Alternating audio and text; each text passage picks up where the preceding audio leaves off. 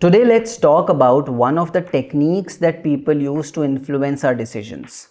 One such technique is called foot in the door technique, where the person sets us to agree for the larger request by first of all starting with the smaller requests.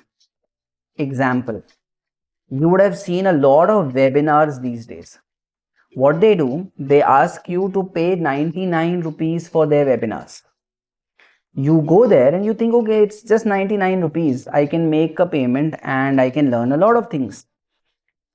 Now, when you go there, you spend 2-3 hours, and towards the end, they tell you, now if you want to learn more, if you want to implement a lot of things, if you want to become a part of such a great community, pay us 10,000 rupees and you will get these many things and offers.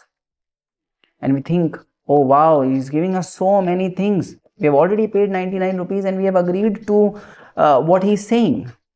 And then we take out the credit card and pay him 10,000 bucks as well.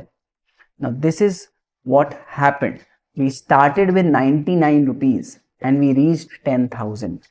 So ideally, where we were sitting at zero, we have now invested 10,099 rupees just by this small trick that people play.